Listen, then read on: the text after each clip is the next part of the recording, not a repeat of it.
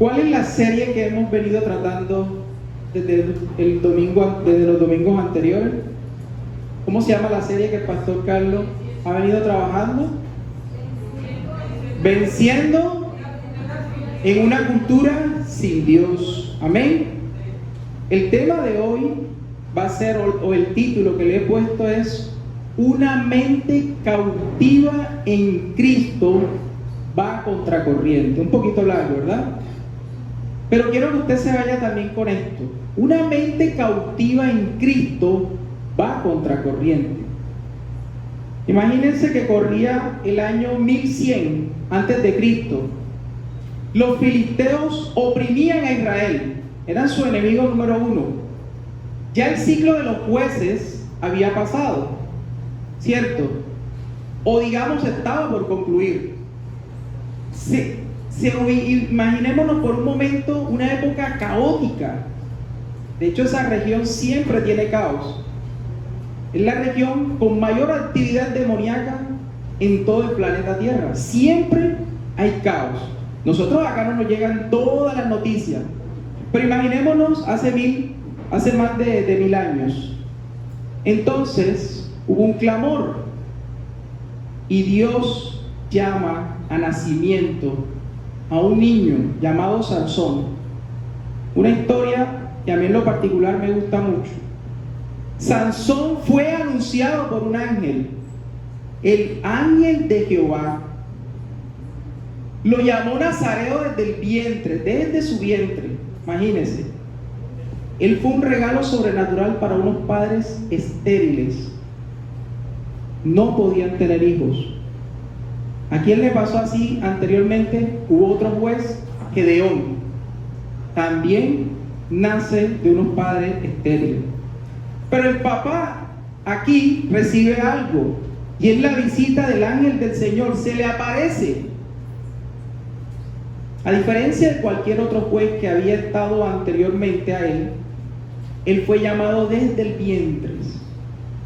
Pero su misión principal, ¿cuál era? No era una victoria militar total. No era eso. Era comenzar a salvar a Israel. ¿De quién? De la hegemonía de los filisteos. Sansón fue consagrado como nazareo desde el vientre. Eso implica 3 restricciones. Les invito a que vayamos al libro de los jueces, y aquí parte una gran historia. En Jueces, el capítulo 16, que es donde nos vamos a enfocar, nos hace ver algo interesante, y es que él es consagrado como nazareo desde el vientre, y eso implica 3 restricciones. La primera es que él no debería ingerir productos de la vid, es decir, que él no podía consumir alcohol o bebidas fermentadas. Lo segundo es que no debía acercarse a cadáveres, y lo tercero era que no podía cortar su cabello. ¿Cierto? En el capítulo 16 de Jueces.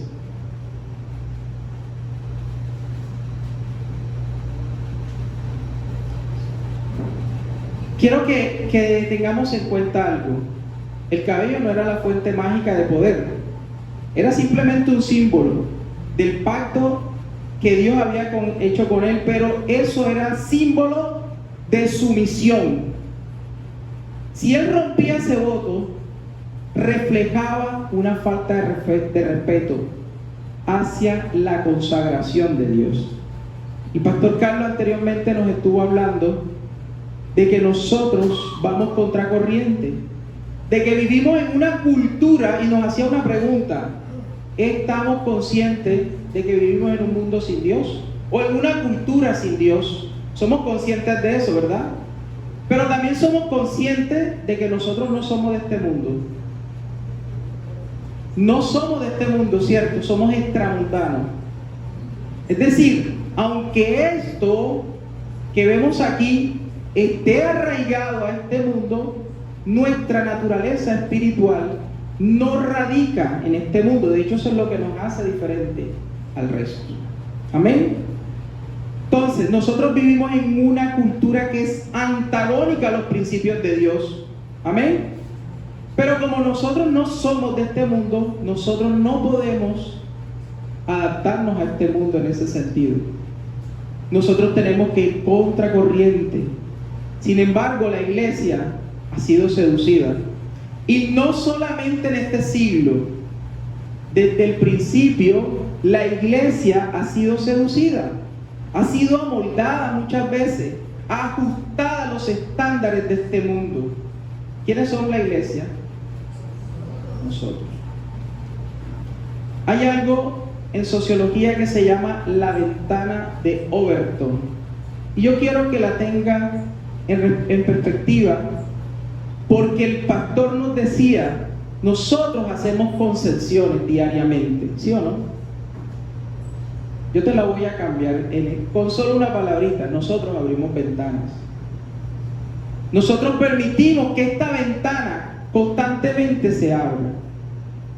Primero, ¿qué nos ha pasado? Miremos la historia en Colombia. Por ejemplo, la eutanasia en un tiempo era algo impensable. Algo que nadie se atrevía siquiera a imaginar. Después que fue aceptada, fue legalizada y popularizada, ya se vuelve normalizada para todos. Lo que antes había sido inimaginable, lo que antes había sido impensable, se termina convirtiendo en la norma. Eso es caer en la corriente de este mundo. Amén. Entonces, nosotros podemos ver algo. Todo esto, ¿qué tiene que ver con Sansón? Vámonos ahora sí a Jueces 16. En Jueces 16 se nos habla, dice, fue Sansón a Gaza y vio allí una mujer ramera. ¿Y qué hizo? Se llevó a ella. Y fue dicho a los de Gaza, Sansón ha venido acá, y lo rodearon y se echaron todos aquella noche a la puerta de la ciudad y estuvieron callados toda aquella noche diciendo hasta la luz de la mañana, hasta la luz de la mañana, entonces lo mataremos. Mas Sansón durmió hasta la medianoche, y a la medianoche se levantó y tomando las puertas de la ciudad con sus dos pilares y su cerrojo, se los echó al hombro y se fue y las subió a la cumbre del monte que estaba en Hebrón. Esto habla de la fortaleza, de las habilidades también de Sansón, ¿verdad? Creo que todos conocemos en la historia de Sansón, es por eso, ¿cierto? Ahora bien, ¿cuáles son las 6 circunstancias o situaciones? ¿Cómo Sansón abre una puerta? ¿Cómo Sansón da licencia, da concesiones al pecado? Y esto también nos permite a nosotros ver qué podemos, qué estamos haciendo, qué concesiones nos han llevado poco a poco, de manera progresiva, al pecado. Lo primero que vemos aquí, y tengamos en cuenta, quiero que vayamos un poco atrás, el capítulo 14 del mismo libro de Jueces. Miramos qué dice el capítulo 14, versículo 6. ¿Qué dice? Jueces 14:6. Alguien que tenga Jueces 15:14. ¿Qué dice Jueces 14:6? Y el espíritu de Jehová vino sobre Sansón, quien despedazó al león como quien despedaza a un cabrito, sin tener nada en su mano. No declaró ni a su padre ni a su madre lo que había hecho. ¿Qué es lo primero que dice? Que el espíritu de Jehová. ¿Qué dice Jueces 15:14? Y así que vino hasta Leí, los filisteos salieron gritando a su encuentro, pero el espíritu de Jehová vino sobre él, y las cuerdas que estaban en sus brazos se volvieron como hilo quemado con fuego, y las ataduras se cayeron de sus manos. ¿Qué tienen en común estos dos textos? El espíritu de Jehová es esto nos deja claro que era o no era hijo de Dios. Él tenía el Espíritu Santo, era un hijo de Dios. Muchas veces no nos queremos comparar a Sansón y menospreciamos a Sansón y probablemente parezcamos mucho a Sansón. Tenemos al Espíritu Santo, amén. ¿Qué es lo primero que le pasó a Sansón? Lo impensable, ¿verdad? Lo prohibido. En el contexto, en el versículo 7, volviendo ya acá al mismo capítulo 14, perdón, al 16, en el versículo 7, dice: y le respondió Sansón: si me atares con 7 mimbres verdes que aún no estén enjuntos, entonces me debilitaré y seré como cualquiera de los hombres. ¿Qué pasó aquí?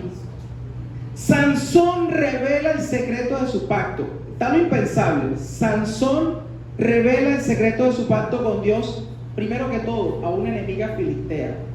Eso era inimaginable, era impensable, era prohibido. Revela su secreto.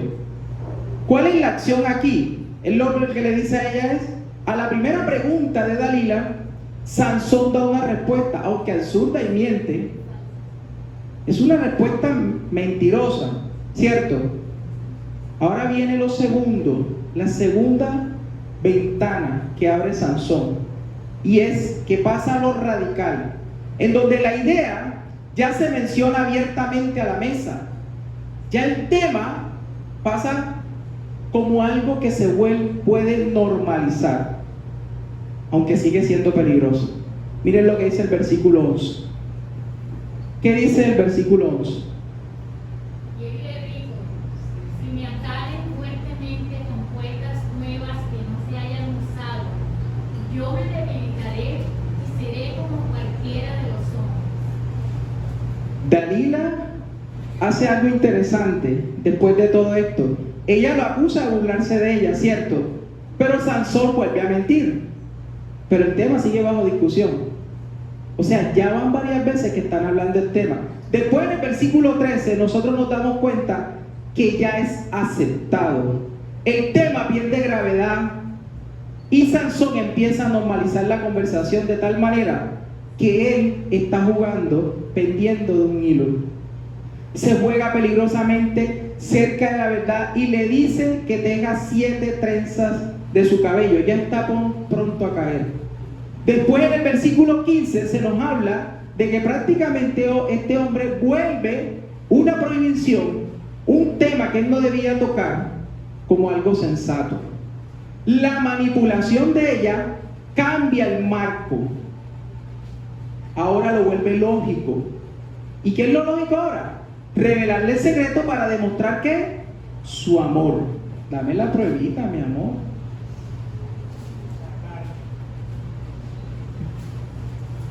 Dalila, ¿qué argumenta? Tú dices que me amas, mas si tu corazón no está conmigo. O sea, la prohibición aquí se disfraza de prueba de fidelidad. Mi novia, mi novio, constantemente van a la casa, no hay problema, almuerzan. Ese día no está mi madre o no está mi padre. Y algo se vuelve ya normal. No hay límites. Empiezan las caricias, pero si nos amamos. O puede pasar, como se nos decía, conversaciones de un tipo distinto del que el Señor nos ha dicho. Es que en todo tiempo, usted y yo tenemos que estar pegados al Señor. Las malas conversaciones corrompen las buenas costumbres, ¿cierto? Ahora lo que es más tremendo es en el versículo 16 lo que le va a pasar a Sansón. Y es que ahora lo ha normalizado por completo, lo populariza. La idea se vuelve un tema cotidiano, ojo, que satura y desgasta la resistencia mental de Sansón. ¿Qué dice el versículo 16? Y aconteció que presionándole ella cada día con sus palabras e importunándole, su alma fue reducida a mortal angustia. O sea, el texto bíblico narra que ella lo presionaba diariamente hasta que su alma fue reducida a mortal angustia.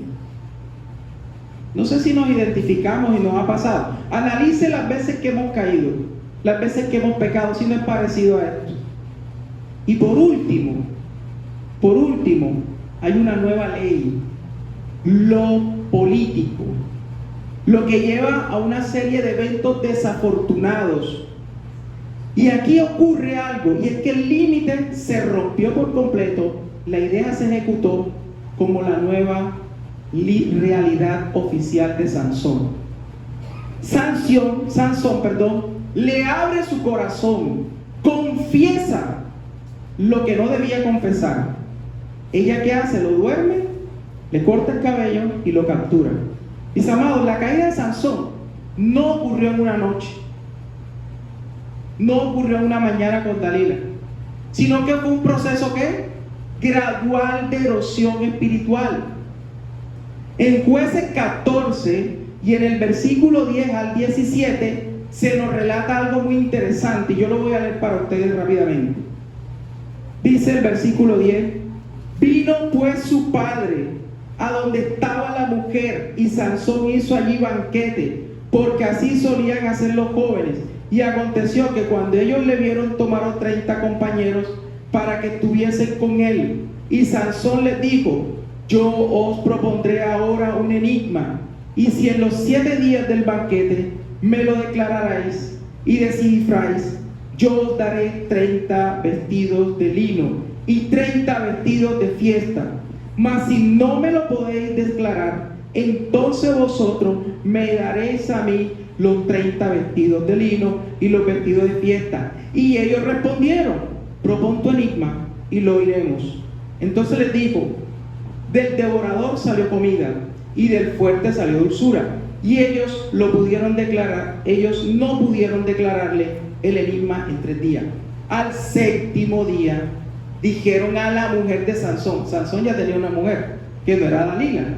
Recuerde, y cuando uno ve el capítulo 14 se da cuenta que Sansón era un hombre casado con una filistea.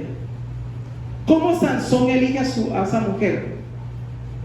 Sansón la vio pasar y le gustó lo que vio físicamente, eso lo atrajo, fue seducido por eso y le dijo a su papá: esa es la que quiero.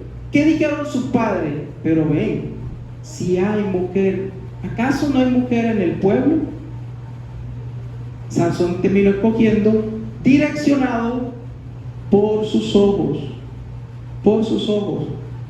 Quizás coqueteamos con este mundo y somos seducidos. Probablemente nos ha podido pasar muchas veces como Sansón. Pero aquí hay algo interesante, que esta mujer, miren lo que ocurrió. Dice que ella, al 7º día, dijeron a la mujer de Sansón: induce a tu marido a que nos declare este enigma, para que no te quememos a ti y a la casa de tu padre. ¿Nos habéis llamado aquí para despojarnos? ¿Qué hizo ella? Lloró la mujer de Sansón. Cualquier parecido con la realidad, ¿no? No es pura coincidencia. ¿Nos habéis llamado aquí para despojarnos? Lloró la mujer de Sansón en presencia de él y dijo: solamente me aborrece y no me ama, pues no me declaras el enigma que propusiste ante los hijos de mi pueblo. Y él respondió: he aquí que ni a mi padre ni a mi madre lo he declarado, y te lo había de declarar a ti. Y ella lloró en presencia de él los 7. ¿Qué hizo Dalila? Lo presionó. ¿Qué hizo Sansón? La mujer de Sansón lo presionó. O sea, no era nada nuevo lo que a Sansón le había acontecido. El resultado es que Sansón declara el enigma, y el resultado, afortunadamente, en ese momento él termina despedazando a estos 30. Ahí no fue su primera caída. Perdón, esa fue su primera caída a nivel espiritual, pero no a nivel físico, ¿verdad? Él cae después con Dalila. Lo que quiero que veamos en esto es cómo este varón ha comenzado en un proceso degradativo. Entonces, comenzar a elegir basándose en sus propios deseos a las mujeres filisteas en lugar de elegir la voluntad de Dios. ¿Cuántas veces en el día nosotros tomamos 4,000 decisiones? ¿Cuántas de esas decisiones es elegir la voluntad de Dios? ¿Qué me voy a colocar hoy? ¿Hacia dónde voy? qué ruta tomar. Todas esas cosas nosotros las tenemos por minucia, pero son cosas que a Dios también le interesa que le comuniques. Amén. No sé qué decisión vas a tomar para el lunes en el trabajo. ¿Ya la pusiste en manos de Dios? Hay una mirada de Sansón y es una mirada carnal. Ahora viene algo interesante, y es que hay límites morales que no se deben infranquear, pero él lo hace. En lugar de mantener una separación santa para cumplir su llamado, ¿él qué hizo? Coqueteó peligrosamente, ¿verdad? Con el pecado. ¿Lo hizo o no lo hizo? Pero él en que confiaba en que su fuerza lo salvaría. No sé si le ha pasado, a mí me ha pasado. Me ha pasado que por mucho tiempo en mi vida he tomado decisiones piadosas, en las cuales he dicho: no voy a tomar, no voy a ir a una discoteca, no voy a hacer esto otro. Y por confiado que por mucho tiempo no lo he logrado, como dice la palabra, que el que está firme, mire, me he descuidado en una. Y esa te lleva a dolores. Y es esa la que también, como decía el salmista, me hizo entender cómo se consumía mi hueso por mi pecado. ¿No le ha pasado? Ahora bien, Sansón prioriza la actividad antes que la madurez. El Espíritu del Señor lo capacitaba, pero para hazañas físicas. Pero esto no equivalía a madurez espiritual. Probablemente venimos a la iglesia, hacemos todas las actividades, pero eso no implica que tú y yo estemos madurando. Eso no implica que haya madurez. Sus dones fueron desperdiciados en gran medida. ¿Sabes por qué? Por propósitos egoístas. El problema del corazón de Sansón nos revela a nosotros cuál es el corazón del problema. Sé que es un juego de palabras. Lo que quiero decir es cuál es el centro del problema. Sansón era un inmaduro de carácter. Él nunca cultivó una mente cristiana para presentarse aprobado delante de Dios. Por lo tanto, él no aprendió por obediencia. Él terminó aprendiendo por la experiencia. ¿Qué es mejor? Entrará el debate usted. Pero la Biblia nos enseña que nosotros debemos aprender por obediencia. La obediencia lo que hace es que guarda el mandato, te protege. La experiencia duele, y duele harto, te retuerce, porque a veces aprendemos de esa manera. ¿Saben quiénes son los que aprenden de esa manera en cuanto a su naturaleza? Los animales. Cuando un niño, uno lo ve, usted le dice: no ponga la mano ahí porque se quema. Vea, ¿qué es lo primero que va a hacer cuando usted se descuide? Ya después no lo hace. Eso es aprender por experiencia. Eso era la manera en que él lo hacía. En paralelo, nos vamos a trasladar a un profeta. Vámonos al libro de Daniel. En el capítulo 1. Voy a hacer un paralelo de estos dos varones. Como el uno cayó de manera progresiva, abrió ventanas, pero como el otro supo cerrar esas ventanas. El libro de Daniel, en el capítulo 1, nos dice: en el año tercero del reinado de Joacim, rey de Judá, vino Nabucodonosor, rey de Babilonia, a Jerusalén, y la sitió. Y el Señor entregó sus manos a Joacim, rey de Judá, y parte de los utensilios de la casa de Dios, y los trajo a tierra de Sinar, a la casa de su Dios, y colocó sus utensilios en la casa del tesoro de su Dios, Dios con D minúscula. Y dijo el rey a Aspenas, jefe de sus eunucos, que trajese de los hijos de Israel, del linaje real de los príncipes, muchachos en quienes no hubiese tacha alguna, de buen parecer, enseñándoos en toda sabiduría, sabios en ciencia y de buen entendimiento, e idóneos para estar en el palacio del rey, y que les enseñase las letras y la lengua de los caldeos. Si seguimos leyendo, los que han leído la historia saben que escogieron a Daniel y a sus 3 amigos. Generalmente sé que la gente se conoce más el nombre de ellos babilónico que su nombre hebreo. Teníamos a Ananías, Misael y Azarías, ¿verdad? Que son los que acompañaban a Daniel en todo esto. Entonces nosotros vemos aquí, su historia se remonta cuando Nabucodonosor volvió su atención militar a una pequeña ciudad llamada Jerusalén. Algo parecido, digamos que cuando yo leo sobre Nabucodonosor me recuerda a alguien en la actualidad, a Donald Trump. No se vaya a molestar conmigo. Volvió su atención a ese lugar, ¿verdad?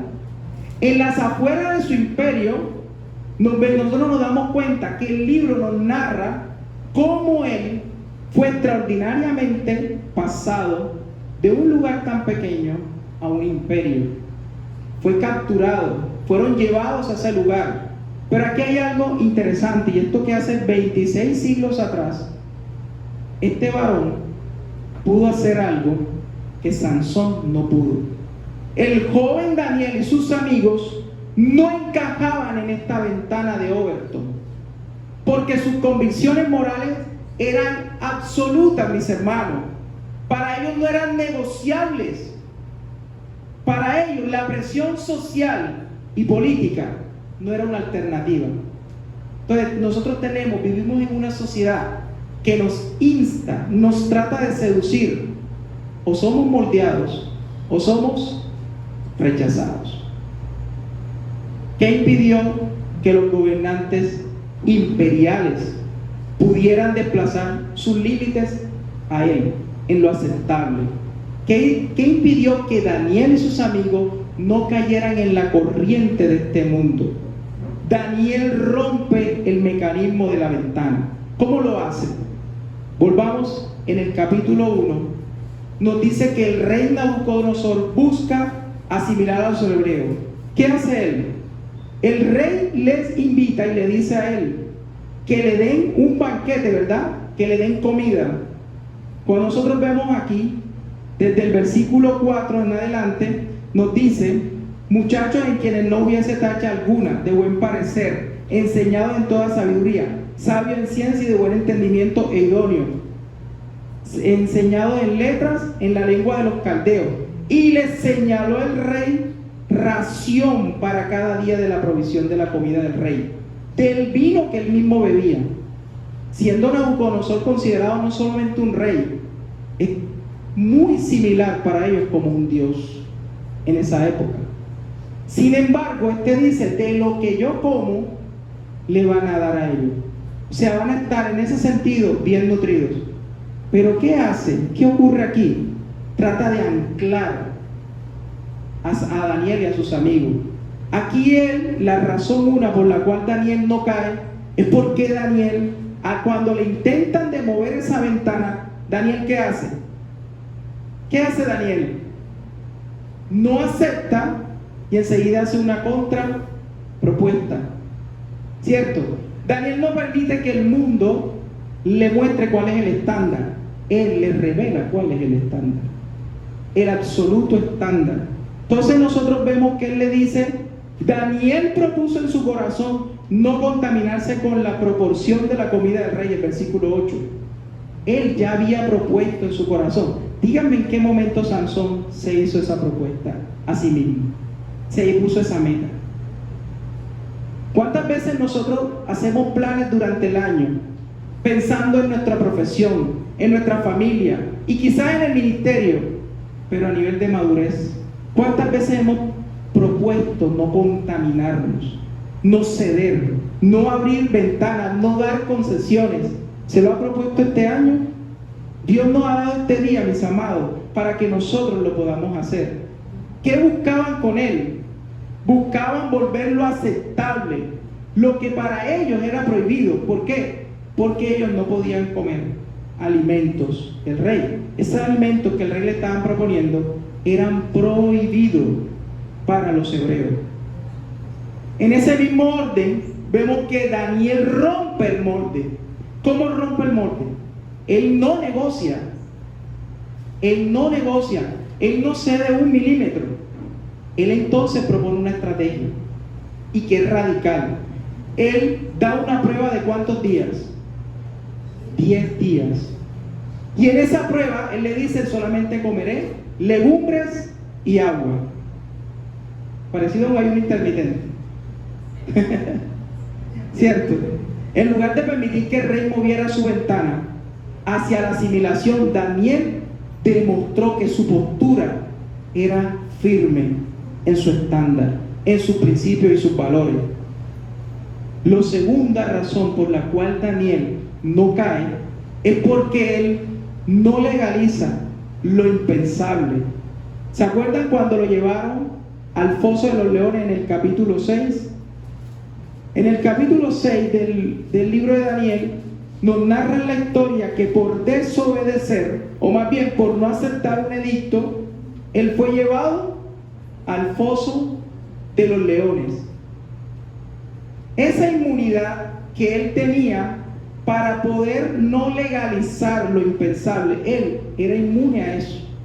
El intento de mover la ventana en Daniel, o abrir la ventana hacia el deterioro y el pecado, el rey Darío hizo firmar un edicto.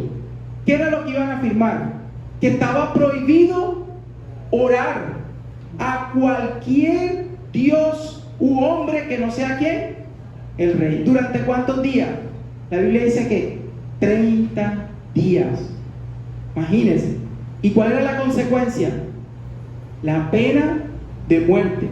Fíjense algo que ha pasado, que políticamente la ventana se movió por decreto. Ahora la oración a Dios pasó de ser normal a ser un crimen estatal. Y en nuestra sociedad esas cosas se ven y nosotros no levantamos la voz. Pero veamos los estados. No me vaya a bloquear, no paso viendo los estados de ustedes, pero cuando uno ve estados de los hermanos cristianos, yo siempre veo show,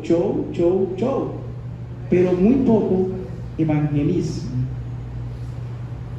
Mis amados, ¿será que si Daniel estuviera en estos tiempos, Daniel no estuviera haciendo con oposición a todo lo que se levanta en contra o más bien a favor de la degradación espiritual de nuestra sociedad? Nosotros muchas veces nos quedamos callados ante lo que pasa. Ahora bien, ¿cómo Daniel rompe ese molde? Él ojo, la ventana, recuerden que la ventana de Overton, o este modelo en el cual la corriente de este mundo nos quiere llevar, es que el individuo adopte una postura en la cual ellos, como corriente de este mundo, la han normalizado, el pecado. Pero eso no tiene malo. Cuando yo estaba muy joven, si una de las cosas con las que uno luchaba era la pornografía y la masturbación. Pero imagínate que una madre lleva a su hijo a una psicóloga y la psicóloga le dice: eso es normal. Eso es normal. Porque es parte de su desarrollo. Nunca se me olvida una situación como esa con mi señor padre y una muchacha. Y yo recuerdo muy bien que él me decía: ¿eso te sirve para desarrollar? Pero nunca se olvidó la respuesta que le pude dar a Dios gracias para cerrar esa ventana. Porque si algo le tenía miedo, realmente era hacer las cosas que él había hecho. Pero creo que fue el Señor siempre direccionando esa parte en mi vida. No es mérito en mí, no fue por mí, sé que fue el Señor. Daniel siempre hizo todo lo contrario a lo que la sociedad le pedía. ¿Qué pasó cuando él se enteró del edicto? Fue a su casa y lo primero que hizo fue que abrió en dirección y oró. ¿Cuántas veces nosotros hemos preferido que la sociedad nos amolde? Martín Lutero dice una frase que nunca olvidaré: no oponerse al error es aprobarlo. Cuando entré a la universidad a estudiar ciencia, siempre me decían, los compañeros en su malicia me decían: ahí va el yerbatero. ¿Yo por qué?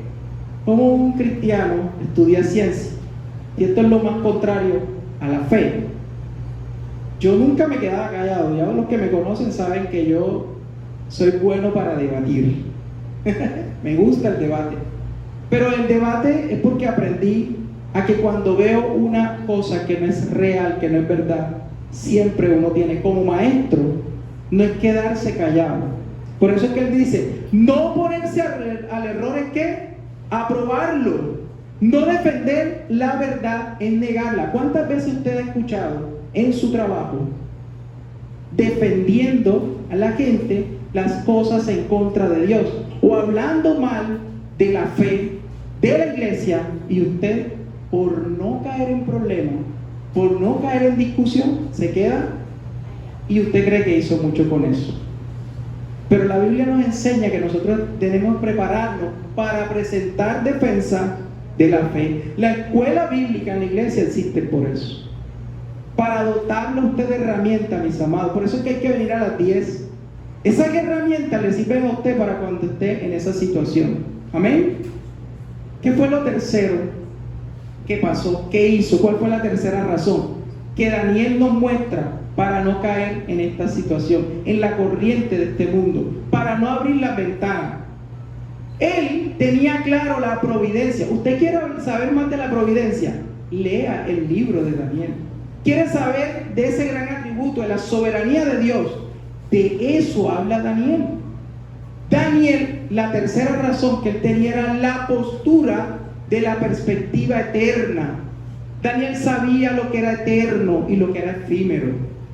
Daniel tenía claro que la eternidad era mejor que la popularidad. Nosotros muchas veces preferimos ser populares. Elvi, ese más me cae bien. Él es cristiano, pero no nos predica. Elvi es cristiano y nunca nos quiere influenciar su religión. Él es chévere, bacano, porque nos apoya. Es bacano porque hasta se ríen los chistes nuestros. Y participa.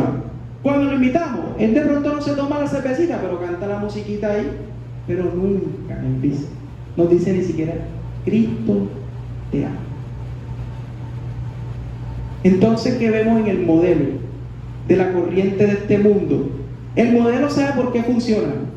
Porque las personas dependen de la aceptación, de la popularidad. Muchas veces nosotros queremos ser populares. Yo recuerdo cuando íbamos a los campamentos de niños, y bueno, las canciones viejitas que eran las que cantábamos, las alabanzas, hasta que surgió Hillsong. Todos creo que han conocido y nos encantan las canciones de Hillsong. Pero aquí ocurrió algo interesante. Las iglesias empezaron a meter humo. Prácticamente eran iglesias conciertos, ¿cierto?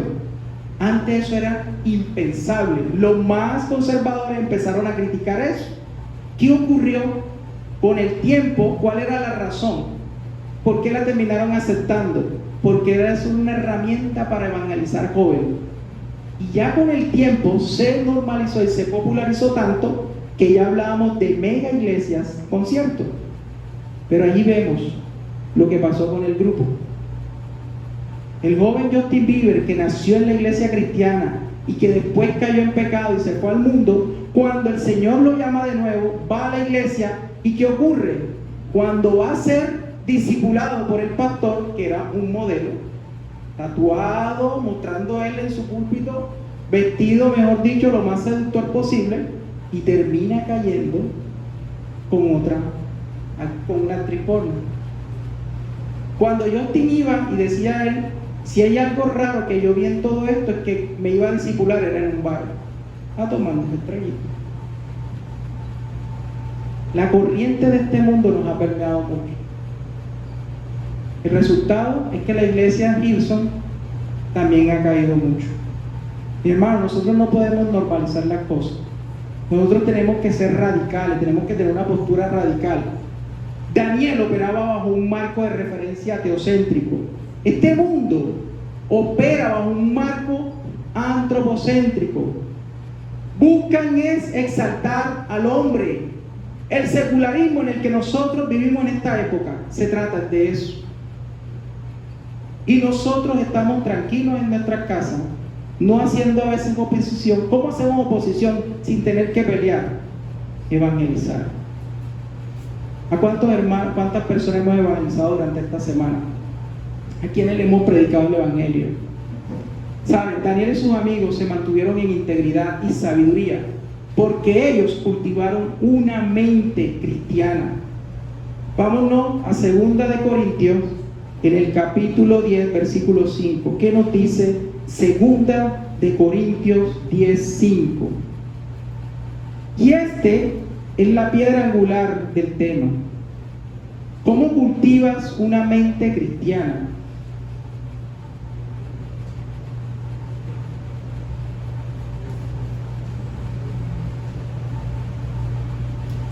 Capítulo 10, versículo 5.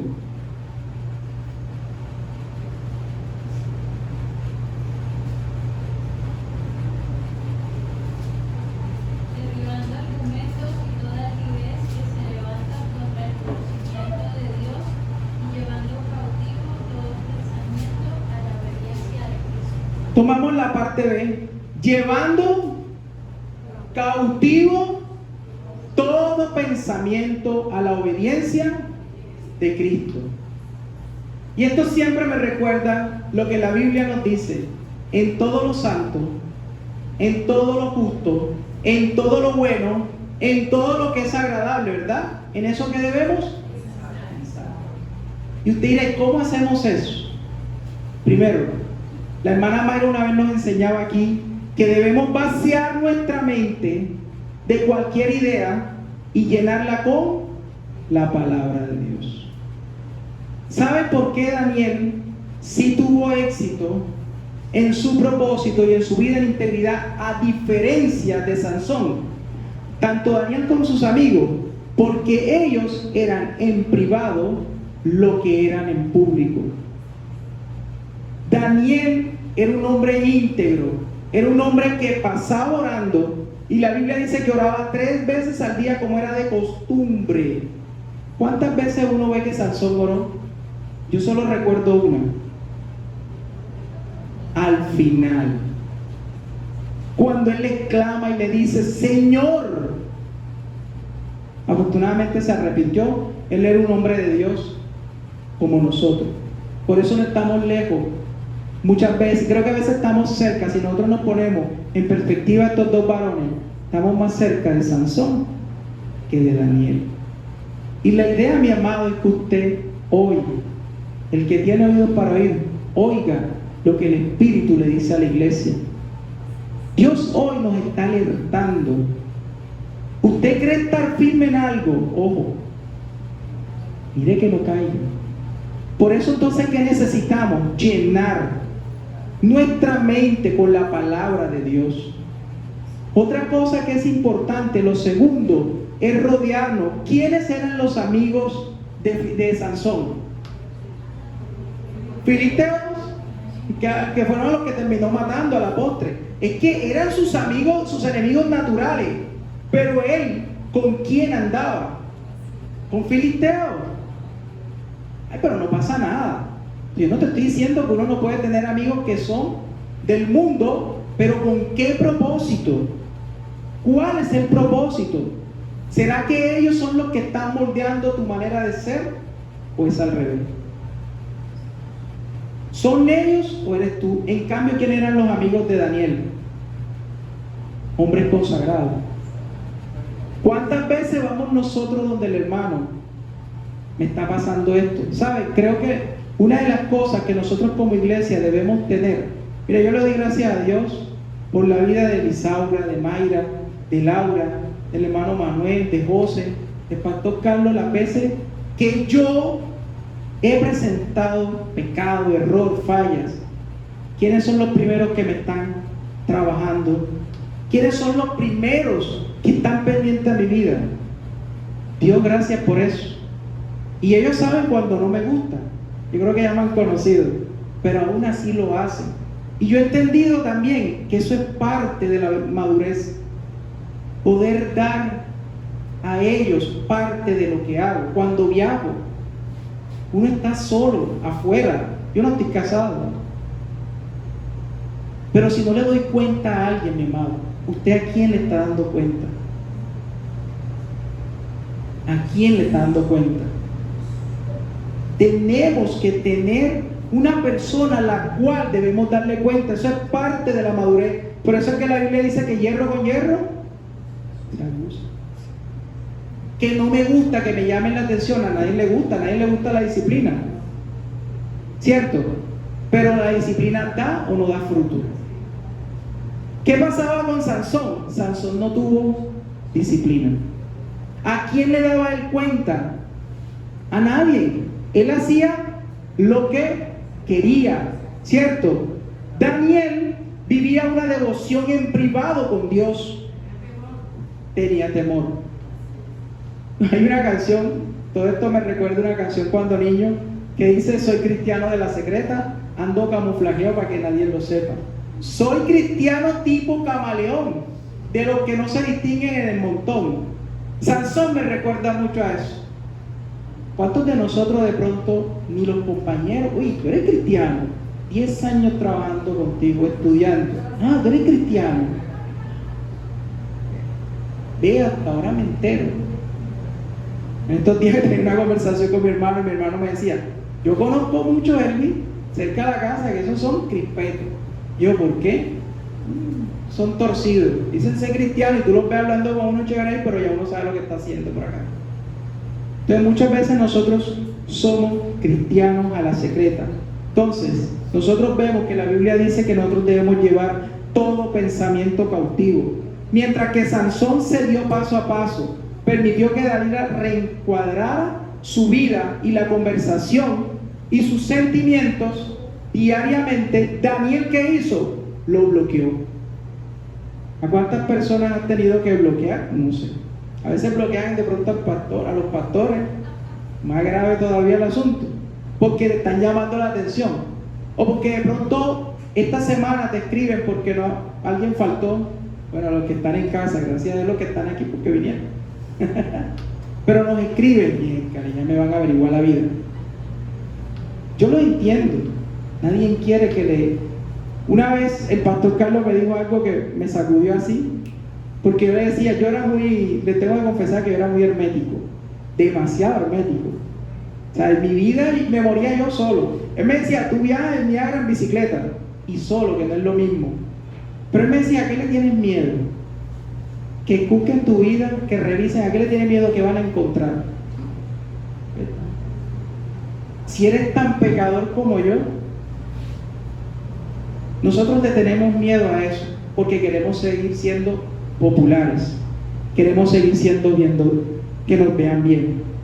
El problema del corazón del hombre es el problema del corazón humano, es el problema que Sansón nos mostró, y básicamente tiene que ver con ego. El centro del problema aquí es el egocentrismo. ¿Sabían ustedes que cada época o cada generación tiene un espíritu? Los teólogos consideran, los grandes eruditos en la Biblia consideran que cada generación tiene un espíritu, y al espíritu se le llama el espíritu de la época. ¿Cuál es el espíritu de esta generación que nos rodea? ¿Cuál es el espíritu que rodea a esta generación y que tú y yo no podemos estar quietos? Nosotros tenemos que estar firmes en batalla, no solamente llevando todo pensamiento cautivo. ¿Qué dice la primera parte? Derribando demandados, ¿sí? Contra Dios, ¿verdad? Tenemos que derribarlo, pero nos quedamos a veces callados. Por eso es necesario prepararnos en la palabra de Dios. Lo mismo ocurría en los tiempos de Jesús. ¿Qué exhortaba Jesús en Mateo 6:20? Él exhortaba repetidamente a sus discípulos a mirar más allá del presente, que elevaba su mirada hacia lo eterno. Él les decía: no acumulen tesoros en la tierra. Es increíble ver cómo esta generación se degrada tanto por un celular.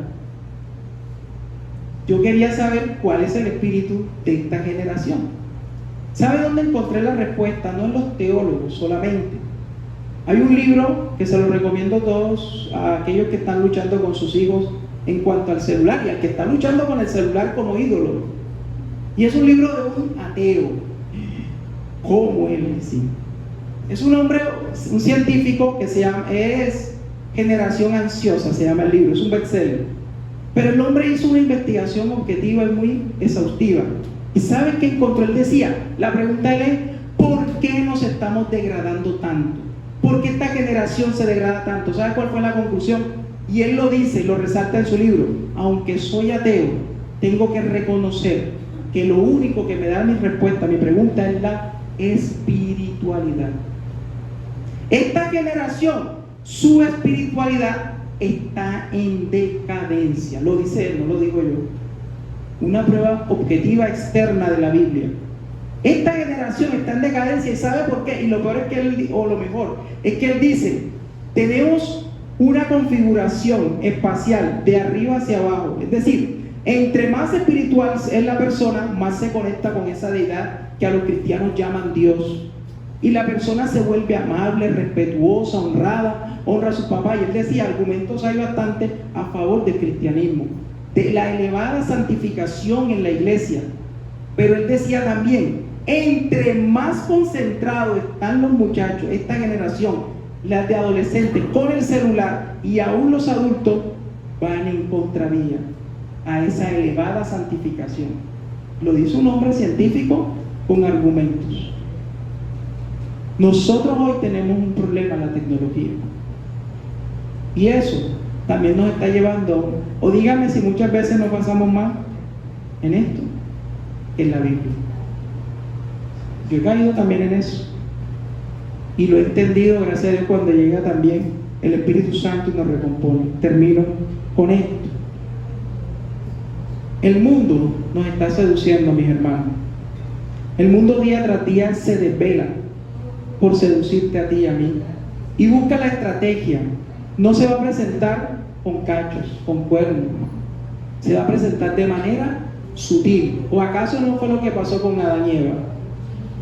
De la manera más sutil se le presentó la serpiente, pero poco a poco la sedujo. Y aquí viene lo grave: con argumentos le cambió el chip. ¿Qué pasó en el caso de Daniel?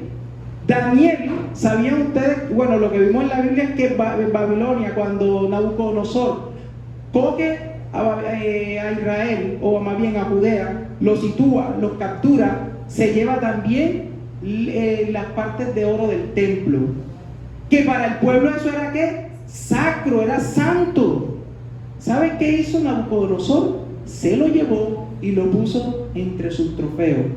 Imagínense, junto con otros dioses.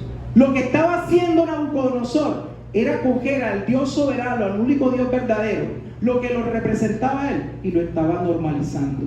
¿Cuántas veces normalizamos que en los chistes se hable mal de Dios? Ese nombre es santo, sagrado. ¿Cuántas veces nosotros mismos lo hemos degradado, aún en las bromas? Ojo con eso. Dios nos está llamando a que ese nombre también lo respetemos, porque Él es 3 veces santo, mi hermano.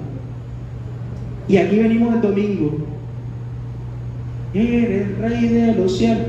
Pero mañana me echan un chiste de Dios y no soy capaz de decir: para, detente, delante de mí no hagas eso, no ofendas a mi Dios.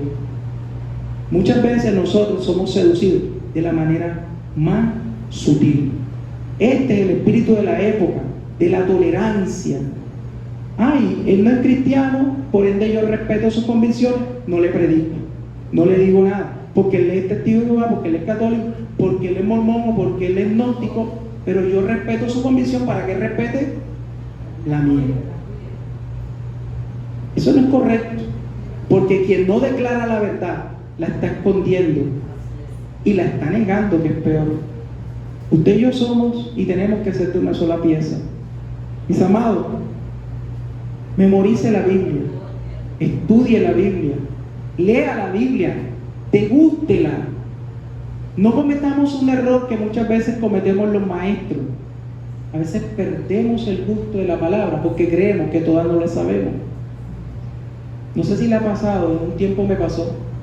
Creí que todas me las sabía y ya no me interesaba casi leer la Biblia. Eso ya. Y claro, cuando uno ve la radiografía de su pecado, dice: ¿dónde empezó todo?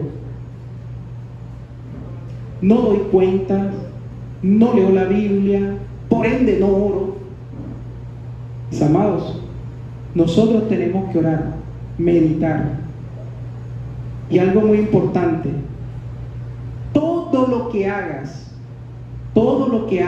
todo, no te quites la camisa de cristiano el martes. Pues mañana es lunes festivo y nos vemos a los compañeros de trabajo, no nos vemos.